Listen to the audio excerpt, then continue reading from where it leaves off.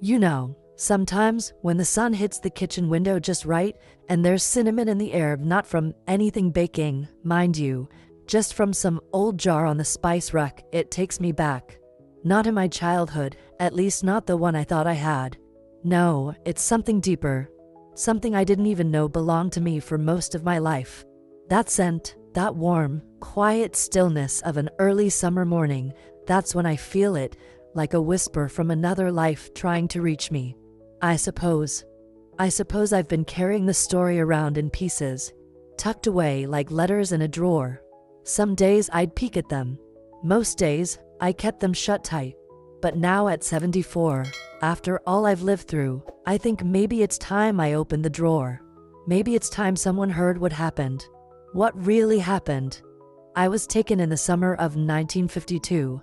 St. Louis, Missouri. I was just over a year old. I didn't cry. At least that's what they say. I didn't scream. I was sitting in a little buggy, one of those old strollers with the chrome wheels and the sunshade, in the reception room of a veterans clinic. My mother, bless her heart, had stepped away for just a moment to grab a blanket from the nurse's closet. Just 1 minute. And in that minute, someone walked in and walked out with me. A woman in a gray hat, that's all they remembered. Nobody got a license plate. No one could say which way she went. Lord have mercy, can you imagine? 1 minute your baby's right there, the next gone. Just gone. There was an investigation. I've read the articles. Little things clipped from the Post-Dispatch, yellowed with age. Infant disappears from clinic waiting room, it said. My mama gave statements. My daddy got questioned. And folks started talking, you know how folks talk. They said maybe my mother did it herself. Or maybe my father ran off with me. The police went knocking on doors, but there were no witnesses, no cameras back then, no Amber Alerts. Just silence. A baby vanished, and time moved on. But my mother didn't. I didn't know her. Not then. But I've since learned she kept my room exactly the same for years. Pink walls. A little crib by the window. One of those wind-up mobiles with tin stars. She'd sit there sometimes in the dark holding one of my baby shoes. My sister told me that. She was only 2 when I disappeared. Too young to remember clearly, but old enough to carry the ache of it somewhere deep down in her bones. Funny thing is, I grew up thinking my life started in Kansas. On a little farm in Independence, with wide fields and red barns and a porch swing that creaked just right in the breeze.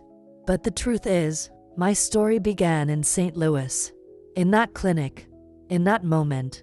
That one small crack in time when a mother turned her back for just a breath and lost everything. You young folks, you don't know what it was like back then. We didn't have the tools we have now. We had prayers. And posters. And heartbreak. Sometimes I wonder if I cried for her. That day. If I reached out, if I knew something was wrong. Or if I just went quiet, like a little leaf caught in the wind. It's strange, remembering a day you don't remember. But your body remembers. Your soul remembers. And I tell you what, no matter how many years go by, no matter how many birthdays pass unnoticed, there's always a flicker. A tug. And that's why I'm telling this now. Because lately, that tug's been stronger. Something's been pulling me back to that morning in 1952. Back to a name I didn't even know was mine. Back to the day I was taken. I grew up in a small white farmhouse just outside Independence, Kansas. You'd have to squint to even find it on the map. Dirt road, mailbox leaning sideways, an old oak tree that shaded the porch just enough in summer. We didn't have much, never did, but land sakes alive, it was home. At least, that's what I believed for most of my life. They called me Marlene Gale Brown. Mama Brown always said she named me after her favorite actress. I think it was Marlene Dietrich, though goodness knows our lives couldn't have been more different. My hair was dark and straight, my eyes near black, and I never did look much like the rest of them. The Browns were ruddy and freckled and built sturdy from generations of working the land. I always figured I just took after someone on some distant branch of the family tree. No one said otherwise. I was a quiet child. I loved dandelions and quilts and books about faraway places. I'd sit on the front steps with my bare feet on the warm boards, just listening to the crickets and cicadas, dreaming of Paris or New York or anywhere but Kansas. But don't get me wrong, I wasn't unhappy. Not exactly. I had birthday cakes and Christmas stockings and a dog named Lenny who followed me everywhere like he'd been assigned to me by heaven itself. Mama Brown, she was strict, but fair. She never raised her hand, but Lord, she could raise an eyebrow and stop you in your tracks. Daddy Brown smelled like diesel and pipe tobacco, and when he laughed, the windows shook. They were good folks. Hard-working. Church every Sunday, supper at 6 sharp, chores before school, and prayers before bed. That's how we did it in those days, as Mama liked to say. And yet, there was always something I couldn't name. A space around me that didn't quite fill in. I never saw baby pictures of myself. No stories about the day I was born, no tales about my first word or my first step. When I'd ask, Mama Brown would just smile, tight-lipped, and say, "You were a quiet baby, easy to love." And that was that. There was one time, I remember, I brought home one of those school family tree projects, you know, the kind where you're supposed to write down where your grandparents came from and all that. I sat at the kitchen table, pencil in hand, waiting for Daddy to tell me something about the Browns before Kansas. He looked at me, then at Mama, and she just said, "We don't need to dig up old things now, sugar.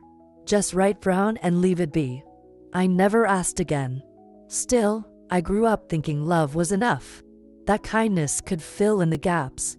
I believed people were mostly good. That even if life didn't make sense, it had a rhythm and you learned to hum along.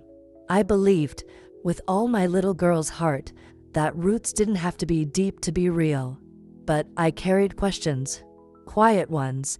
The kind you don't say out loud, not even to yourself. Why didn't I look like anyone else? Why was my birthday never quite celebrated like the others? Why did Mama flinch just slightly every time someone said I was such a pretty little thing? It's funny. As children, we accept the world as it's given to us. We don't question the sky being blue or the way our names sound in someone else's mouth. We build our homes from what we're handed: love, rules, silences, and we tell ourselves, "This is mine." I thought I knew who I was. A Kansas girl. A Brown. I thought my life had started on that farm, under that big sky, with those people. But the truth was, my story didn't begin there. It had already been written somewhere else, with a different name, a different mother, a different life. And all those quiet questions I carried, they were answers waiting to find me. You know, sometimes life sneaks up on you in the strangest ways. One minute you're just living, minding your own business, and the next, well, you get hit with something that shakes you to your very core. For me, that something was a little test. A DNA test, if you can believe it. It was 2020. My grandson Kevin, bless his curious heart, had been fiddling with one of those genealogy kits. You know, the ones where you spit in a tube and send it off to some lab that promises to map out your family tree. Well, Kevin was just doing it for fun, for curiosity's sake, to see what branches his tree might have. I didn't think much of it. Thought it was one of those modern hobbies, like taking selfies or watching those TikTok dances the young ones get all excited about. Kevin was proud when the results came back, waving his phone around like he'd just found buried treasure. But then he sat me down and said, "Memo, I think you need to see this." I'll tell you what, I felt a shiver run down my spine, like the day I was born was suddenly peeking through the fog. He showed me the screen.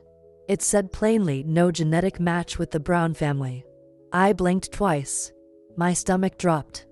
I thought maybe he was joking. But then came the next part: match found with the Tracy family, St. Louis, Missouri. Land sakes alive. I sat there stunned, my hands trembling. It felt like my whole life was a jigsaw puzzle, and someone had just pulled out the box lid to reveal a picture I'd never seen before. My name, Marlene Gale Brown, faded in the face of a name I barely remembered hearing once: Rosa Mae Tracy. I remember telling Kevin, that can't be right. That's not who I am. But deep down, something stirred. Something old. Something forgotten but not gone. I couldn't sleep that night. My mind raced, turning over memories, little things that never made sense before. Why did I never look like my brothers and sisters? Why was there always silence when I asked about my birth?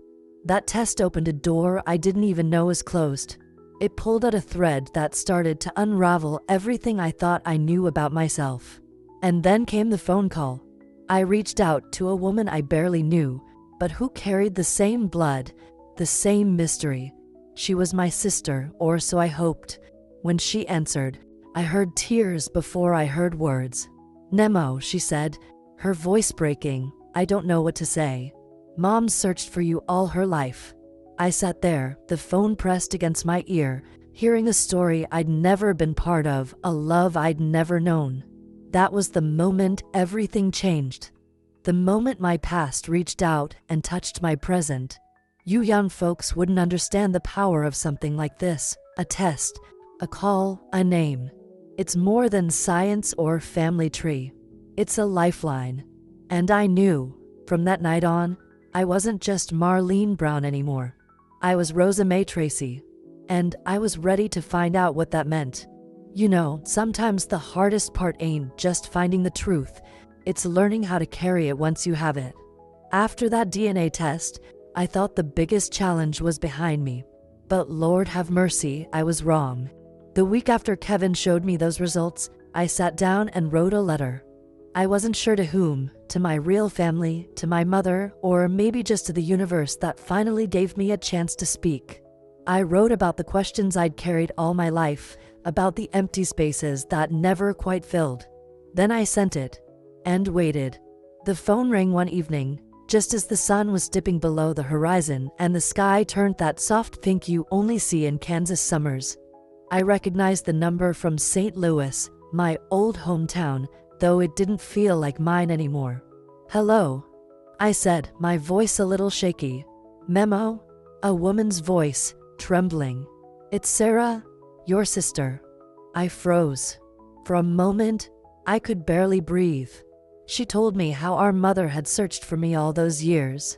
How she'd never stopped hoping, never stopped praying. But she passed away in '79, never knowing I was alive. My heart twisted in a way I can't explain. I felt anger, not at Sarah, not at anyone, but at the world. How could a mother's love be so strong, yet so powerless? How could fate be so cruel? But alongside that anger was fear. Fear of what came next. Fear of opening old wounds that might never heal. You young folks don't understand what it means to carry secrets for so long. To wonder if the truth will bring peace or just more pain. Family wasn't exactly thrilled either. When I told the Browns, the only family I'd ever known, about the DNA results and the call, they looked at me like I was some stranger. Some traitor.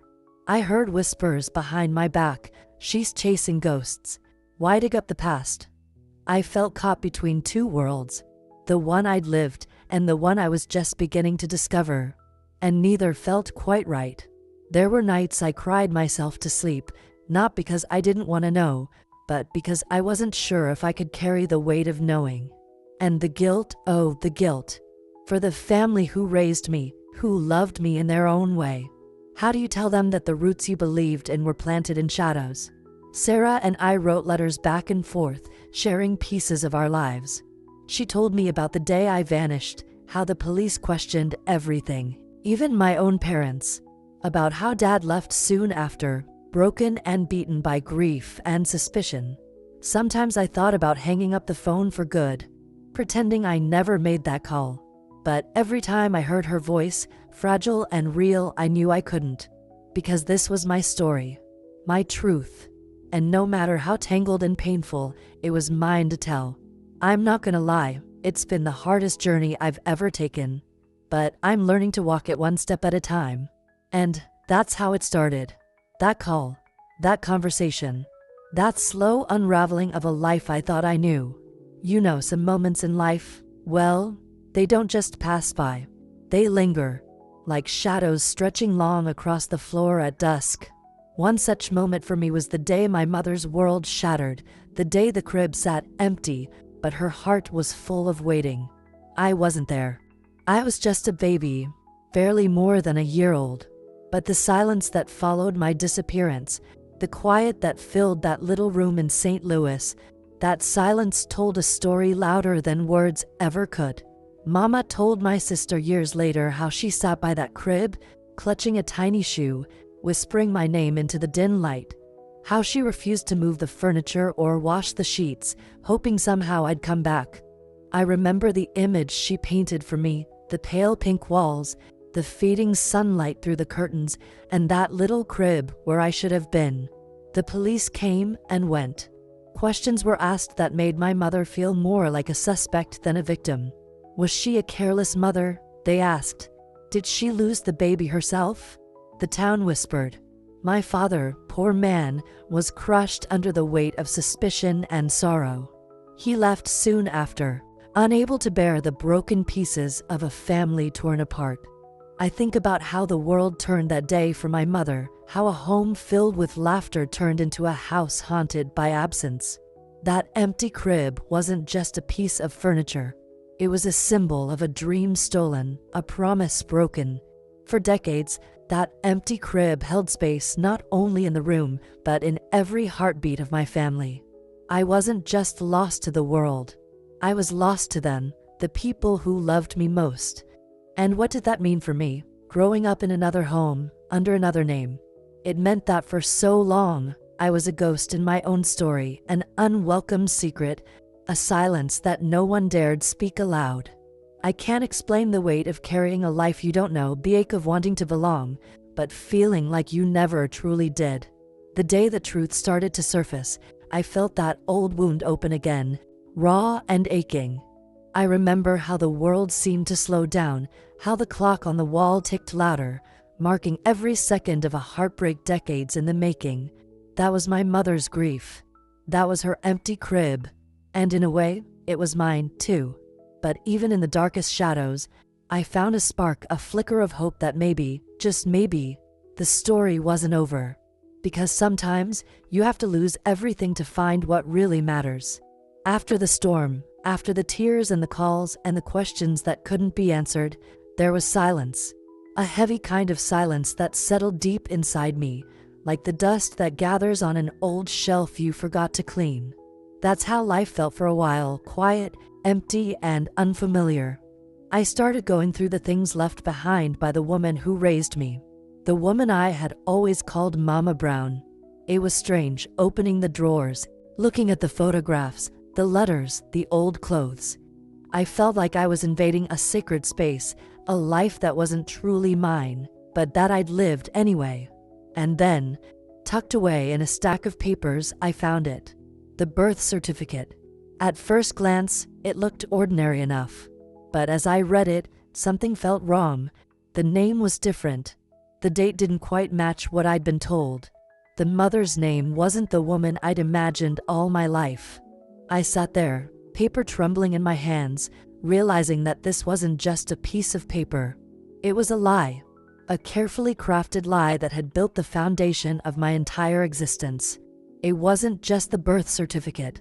There were letters from social services, letters that spoke of mistakes, of lost files, of a child that was never properly searched for. They blamed the system. They blamed the people. But no one took responsibility. I remembered my mother, the real one, and how she must have fought, how she must have prayed, hoping that somewhere, somehow I was safe.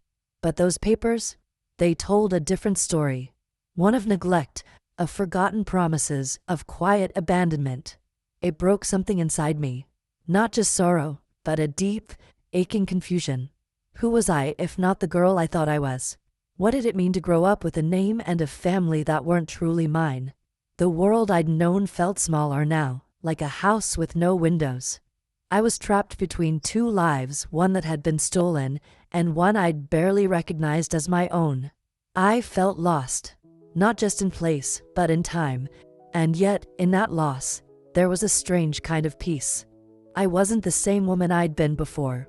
The cracks in my story let the light in, and though it was harsh and unfamiliar, it was real. I learned to sit with the silence, to let the emptiness teach me something about resilience. That life, even when built on paper lies, can still be lived with truth in the heart. After years of questions and silence, after the dust had settled on so many unopened doors, I finally made the trip back to St. Louis. It was May of 2021, and the air was heavy with spring warmth and the scent of fresh blooms, a strange contrast to the whirlwind inside my heart. I was nervous, of course. My hands trembled as I stepped off the bus and walked those familiar streets that felt so foreign now. The city had changed, but the shadows of my past seemed to linger in every corner, every brick, every whisper of the wind. I had arranged to meet my brother, my real brother, a man I had never met but had spoken with a few times on the phone. 72 years old, like me, with eyes that held stories I could only imagine. When I saw him waiting there, I felt a strange calm wash over me. We stood quietly at first, just looking. And in that silence, a flood of memories, questions, and hopes all mingled together. I remember how his hands, rough and worn from years of work, reached out and gently took mine. I felt a warmth I hadn't known in a lifetime. He pulled out a photograph, a picture of our mother. She was younger than I'd ever seen her, smiling softly, eyes full of a love I'd only just begun to understand. Tears welled up in my eyes, and I couldn't hold them back. For the first time in decades, I cried for a mother I never truly knew, for a childhood stolen, and for the family I had just found. He said I knew her. I saw her in my dreams, all my life. That moment, standing there on that city sidewalk, surrounded by strangers and memories, felt like coming home, not just to a place, but to a truth. For the first time, I felt like I belonged somewhere beyond the farm in Kansas, beyond the name I'd carried all those years. I belonged to a family that had never stopped searching for me. It was the beginning of something new, a chance to rewrite the chapters one thought were lost. And with that chance came hope. Hope that maybe, despite all the years and pain, there was still room for love, for healing, and for connection. I started to see that family isn't always about the years you've lived together, but about the moments you choose to share moving forward. That day, I took my first real step toward reclaiming my story. It wasn't easy. There were tears, old wounds reopened, and conversations that stretched late into the night. But with every word, every shared memory, the pieces started to fit together in a way that felt right. I found strength in my brother's quiet presence, in the knowledge that no matter how twisted the path had been, it led me here, to family, to love, to home. Sometimes, all it takes is a meeting, a touch, a shared glance to remind you that the past doesn't have to define you. And that's the gift I carry now, the gift of a second chance. You know, I've carried a lot of things in my heart, some heavy, some light, but the hardest to carry was the silence. The silence of a life built on secrets, the quiet spaces where truths were left unsaid. For years, I wrestled with anger, at fate, at those who took me away, at the world that let it happen. But somewhere along this long road, I realized something important. I don't blame the woman who raised me. Not really. She gave me a home, a name, a life as best she could. She wasn't the villain in my story. She was just my other mother. And like any mother, she loved me in her own way.